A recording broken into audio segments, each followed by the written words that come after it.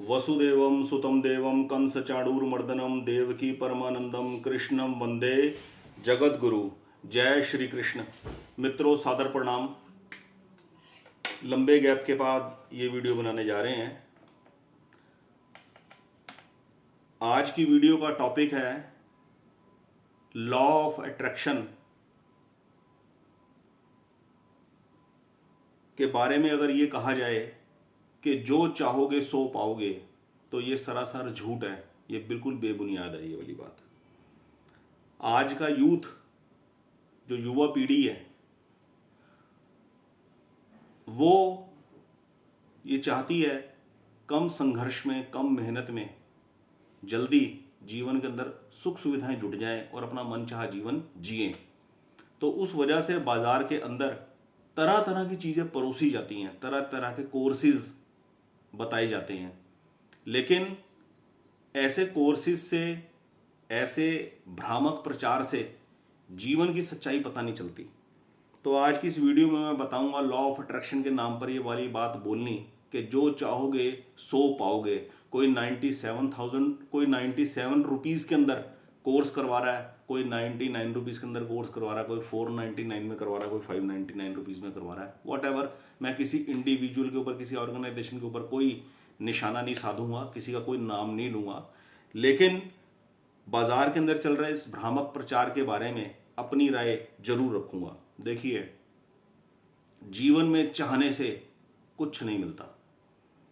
हम जीवन में जो चाहते हैं, जो एक्सपेक्टेशंस हमारी लाइफ के प्रति होती हैं, उनको चाहने से, उनको विजुलाइज करने से, उनके बारे में पॉजिटिव एफर्मेशंस लिखने से उनकी प्राप्ति हो जाए, ऐसा कोई नियम नहीं है।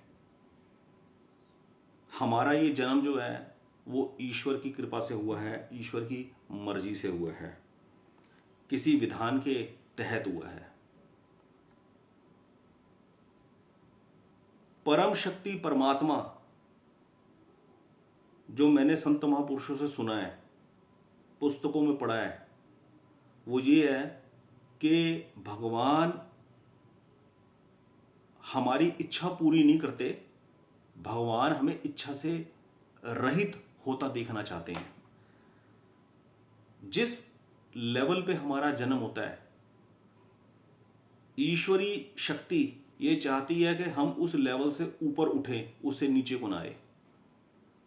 हमारा आत्मिक उन्नति हो, हमारी पारिमार्थिक उन्नति हो, हम संसार में न धंसे। पिछले जन्म में संसार में हम जितने धंसे थे, इस जन्म को देकर भगवान ने हमारे ऊपर ये कृपा करी है कि हम संसार में न धंसे, हमारा दोबारा जन्म ना हो। हम जिस लेवल पे, चेतना के जिस स्तर पर हैं, उस स्तर से, चेतना के स्तर से आगे को बढ़े। तो लॉ ऑफ अट्रैक्शन के नाम पर, मैनिफेस्टेशन के नाम पर ये बोलना, किसी का ये कहना कि मैंने ऐसा मकान चाहा, मैंने ऐसा घर चाहा, मैंने फॉरेन ट्रैवल चाहा, मैंने कार चाही, वो मुझे मिल गई, ये बहुत ही बचकानी और छोटे, चेतना के बहुत छोटे स्तर की बातें हैं। भगवान का मेन उद्देश्य हमें जन्म देने का केवल और केवल यही है कि मनुष्य ईश्वर की प्राप्ति कर जाए इस मनुष्य जन्म के रहते। वरना बार बार जन्म मरण के इसी साइकिल के अंदर वो आता रहता है। हर बार नए माता पिता, हर बार नए दोस्त मित्र यार, दुश्मन शत्रु, यही खेल में आजीवन फंसा रहता है, बार बार जन्म लेकर। तो चाहा होना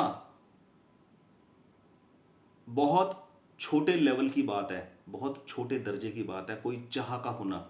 और चाह, अचाह होना, बिना चाह के होना, बिना चाह के रहना, चॉइस लेस होना, ये ऊंचे दर्जे की बात है, ये बड़े दर्जे की बात है। जीवन में जो व्यक्ति चाह रखता है वो संसार का गुलाम है, और जो आदमी अचाह है, जिसको कोई चाह नहीं है, वो संसार का गुलाम नहीं है, वो पराधीन नहीं है, वो स्वाधीन है।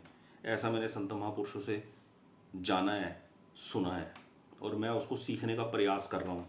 और ये बात मुझे सही दिखाई देती है, क्योंकि मैंने अपने जीवन की यात्रा में दुनिया भर के कोर्स किए हैं, दुखों से छुटकारा पाने के लिए, मनचाही चीज़ें पाने के लिए। और होता क्या है, ये जो लोग भ्रामक प्रचार करने वाले ये बता रहे हैं, ये सिखा रहे हैं मात्र 97 रुपीज़ के अंदर, 99 रुपीज़ के अंदर, 499 रुपीज़ के अंदर, कि जो चाहोगे वो पाओगे, सो पाओगे लॉ ऑफ अट्रैक्शन के नियम के तहत। वो शायद ये नहीं जानते कि जो चाहेंगे वो पाएंगे। क्या इस बात की गारंटी है कि जो चाहेंगे वो पाएंगे उसके बाद सुखी रह पाएंगे? ज़्यादातर ऐसा होता है, दुखी वो लोग होते हैं जिनकी चाहें पूरी हो गई हैं। वो इंसान इतना दुखी नहीं है जिसकी चाह पूरी नहीं हुई, वो इंसान कहीं ज़्यादा दुखी है जिसकी चाह पूरी हो गई और अब उस पूरी हुई चाह के कई साइड इफ़ेक्ट्स निकल आए हैं। फॉर एग्जाम्पल, शादीशुदा दंपत्ति को ले लो। कितने ऐसे शादीशुदा लोग हैं जिनके जीवन के अंदर दुनिया भर का दुख, कलेश, पारिवारिक क्लैश बना पड़ा है और दुखी हैं एक दूसरे से। न जाने कोर्ट के अंदर कितने केसेस है जो पेंडिंग पड़े हुए हैं, डिस्प्यूट को लेकर, डाइवोर्स लेना चाहते हैं। अक्सर उन्होंने अपनी चाह की पूर्ति की थी शादी कर कर। इसी प्रकार बहुत से लोग हैं जिनकी खूब सारी चाहें पूरी हुई हैं और वो चाह पूरी होने के बाद दुनिया भर का दुख क्रिएट हो गया। तो चाह, जो हम चाहेंगे सो पाएंगे, ये कोई अक्लमंदी वाला और कोई जीवन के अनुकूल कोई इस प्रकार का नियम नहीं है। जीवन जीने का सही तरीका है अचाह होकर जीवन को जीना और जीवन में जो कर्तव्य, जो फर्ज हमारे सामने आए हैं उनको पूरा करना और जो चीज़ जैसी मिली है उसको वैसे ही स्वीकार कर कर उसको बेहतर बनाने का अपना हर संभव प्रयास करना, बिना किसी को परेशान करे, बिना किसी को तंग करे हुए। एक एग्जाम्पल आपको और दूंगा, जिनकी जो चाह को चाहते हैं, जो चाहना वो पा लेना, एक वो है लोग और एक वो है जिन्होंने चाह को छोड़ दिया, चाह को त्याग दिया। एक वो है, एक उनका लेवल क्या है। जो चाहते हैं वो न चाहने वालों के पास जाते हैं। एक एग्जांपल लीजिए, स्टीव जॉब्स एप्पल कंपनी के फाउंडर नीम करोरी बाबा के पास जाते हैं। किस लिए जाते हैं? जरूर उनको वहाँ कुछ ऐसी चीज़ मिलती है, जरूर उनको कोई ऐसा सेटिस्फेक्शन मिलता है जो कहीं और नहीं मिलता। इस एग्जाम्पल को देने से पहले मैं एक बात और आपको समझाना चाहता हूँ। देखिए, दो व्यक्ति हैं। पहला व्यक्ति जो है वो संसार से कुछ चाहता है लेकिन संसार को कुछ दे नहीं सका, संसार को कुछ देने के लायक नहीं बन सका, इसलिए संसार से उसे कुछ मिलता नहीं। संसार ने उसे त्याग दिया, संसार ने उसे अबंडन कर दिया, संसार ने उसे छोड़ दिया। अब वो कटकर बैठा हुआ है, सड़क का भिखारी बनकर बैठा हुआ है, क्योंकि संसार ने उसको त्याग दिया, संसार ने उसे एक्सेप्ट नहीं किया, क्योंकि वो संसार को कुछ दे नहीं सका। वो संसार को कुछ दे नहीं सका तो संसार ने उसको त्याग दिया, लेकिन ये आदमी संसार को त्याग नहीं सका। ये आदमी संसार की चाह को त्याग नहीं सका। ये संसार से कुछ लेना अभी भी चाहता है। ये सड़क का भिखारी सड़क पे बैठा है, अगर इसको कोई आदमी कुछ भी चीज़ देता है तो इसको उस चीज़ की आवश्यकता ना भी हो, ये तब भी उसको ले लेता है। कोई आदमी इसे कपड़े दे, हर प्रकार के कपड़े ले लेता है, हर प्रकार की वस्तुएं ले लेता है, उस चीज़ की इसको आवश्यकता हो चाहे ना हो, ये तब भी उसे एक्सेप्ट कर लेता है।